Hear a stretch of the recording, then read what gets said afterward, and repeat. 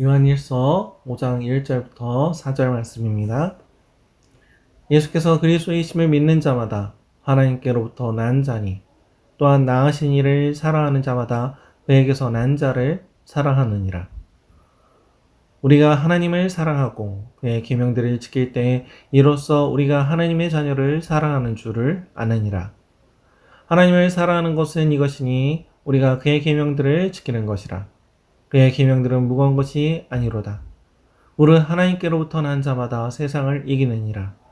세상을 이기는 승리는 이것이니 우리의 믿음이니라. 아멘. 이제 2020년도 지나고 새해를 맞이했습니다. 지난 한 해를 우리가 돌아보면 정말 여러 가지 일들이 있었습니다. 기쁜 일, 슬픈 일, 정말 여러 가지 일들이 있었습니다. 하나님께서 우리 교회를 사랑하셔서 부족한 가운데도 은혜된 한 해를 보내게 해 주셨습니다. 각자 작년 한 해 받으신 은혜들을 다시 한번 생각해 보며 하나님께 감사함으로 지난 2020년을 정리하면 좋겠습니다. 우리 인간은 언제나 시간에 종속되어 삽니다. 그렇기 때문에 매년 우리가 지난 해를 보내고 새해를 맞이합니다. 시간을 창조하신 하나님의 은혜로 우리가 새해를 맞이하며 새해 각오로 새로운 마음으로 다시 시작하는 계기를 가질 수 있게 하십니다. 우리는 시간 속에서 또한 예수 그리스도를 만나고 하나님의 자녀가 되어 지금까지 지내오고 있습니다. 오늘 본문의 말씀은 예수 그리스도를 통한 믿음에 대해 이야기하고 있습니다. 우리는 시간에 종속되어 시간의 흐름을 따를 수 없음에도 불구하고 절대 변해서는 안 되는 것이 한 가지 있습니다.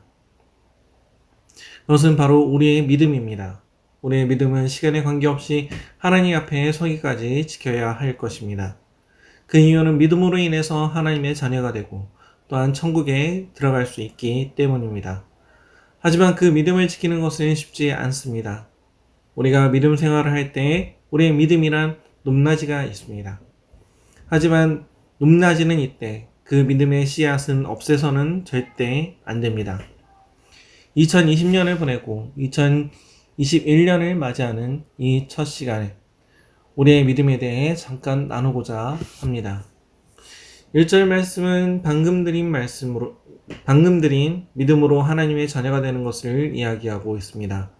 믿음이란 무엇입니까? 예수께서 그리스도이심을 믿는 것입니다. 즉 하나님의 아들이신 예수께서 기름 부음을 받은 자로서 선지자이시며 제사장이시며 왕이신 것을 믿는다는 것입니다.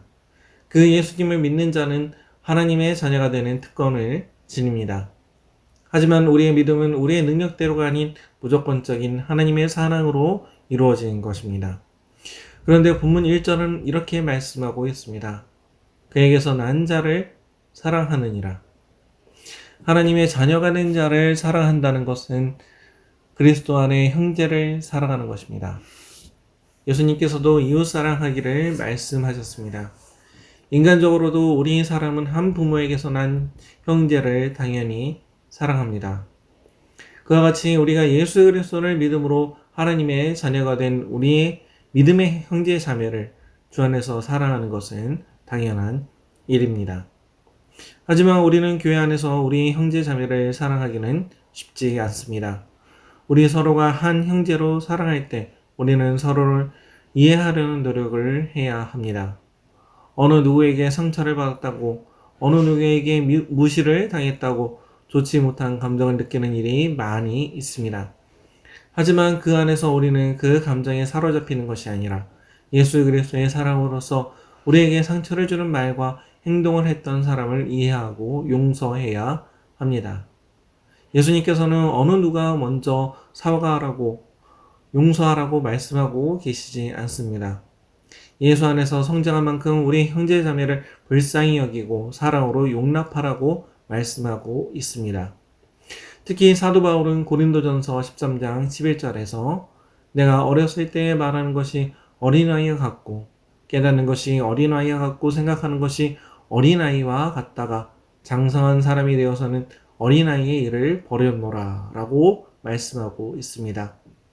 우리가 믿음 안에서 성장하여 2017년은 예수 안에서 서로를 용납하고 사랑으로 감싸 안을 수 있는 우리 모두가 되었으면 좋겠습니다. 이절은 주 안에서 우리가 하나님의 계명을 지킬 것을 이야기하고 있습니다. 하나님의 계명을 지킬 때 우리가 우리 형제 자매를 사랑하는 줄 안다고 이야기합니다. 우리가 하나님을 사랑함으로써 하나님의 말씀을 소중히 여기고 그 말씀에 순종하려고 합니다. 하나님의 말씀을 순종할 때 우리는 우리의 형제 자매에게 사랑을 확인하고 베풀 수 있습니다. 그것은 하나님의 계명이 우리 형제 간의 사랑을 실천할 것을 이야기하고 있기 때문입니다.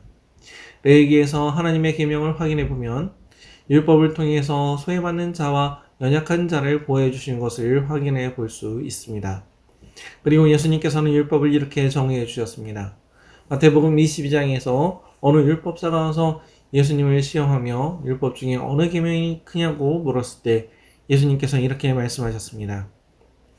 예수께서 가라사대 내 마음을 다하고 목숨을 다하고 뜻을 다하여 주 너의 하나님을 사랑하라 하셨으니 이것이 크고 첫째는 계명이요 둘째는 그와 같으니 내 이웃을 내 몸과 같이 사랑하라 하셨으니 이 두 계명이 온 율법과 선지자의 강령이니라. 우리는 예수님의 말씀을 통해서 우리 형제 자매를 사랑해야 하는 것을 알 수 있습니다. 본문 3절과 4절은 우리에게 계명을 지키는 것이 하나님을 사랑하는 것이라고 또한 이야기하고 있습니다. 그리고 그 계명은 무거운 것이 아니라고 말씀합니다. 유대교의 율법 학자들은 율법을 해석하며 또 전승을 통해서 아주 무겁게 만들었습니다. 하나님의 사랑의 율법을 가늠하기도 어렵게 엄격하게 만들었습니다. 하지만 예수님께서는 이 땅에 오셨을 때 율법의 참된 의미를 알려주셨습니다. 그리고 그들의 어리석은 해석을 바로 잡으셨습니다. 한 가지 예로 안식일에 병자를 고친 것을 보면 그렇습니다.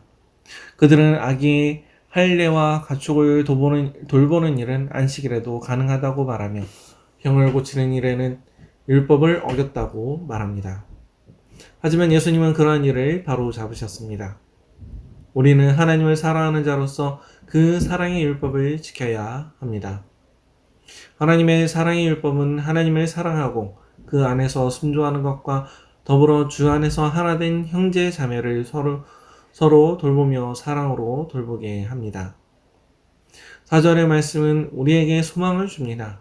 이렇게 예수 그리스도를 믿고 하나님의 자녀로 거듭난 우리가 이 세상을 이긴다고 말씀하고 있습니다. 하나님께서는 우리가 이 땅에서 믿음으로 승리하기를 원하십니다. 이 땅에서 승리하는 것이란 세상을 지배하고 있는 악한 세력으로부터 승리한다는 것을 말하는 것입니다. 우리가 하나님 나라에 들어가기 위해서는 이 땅에서 믿음으로 승리를 해야 합니다. 우리를 넘어뜨리려 하는 악한 세력은 늘 우리를 노리고 있습니다. 하지만 예수 그리스도는 이 악한 세력으로부터 이기셨습니다. 죄악의 쇠사슬을 끊으시고 죽음의 그늘에서 우리를 건지셨습니다. 하나님께로부터 태어난 사람인 우리는 이 세상에서 승리한다고 본문은 말씀합니다. 2021년을 맞이한 우리 모두 주 안에서 변함없는 믿음으로 늘 승리하며 나가면 좋겠습니다. 예수 그리스도를 믿는 믿음을 온전히 지켜 우리 형제 자매를 서로 돌보고 하나님의 자녀로 거듭나 이 세상을 이기는 우리 모두가 되기를 축원합니다. 아멘.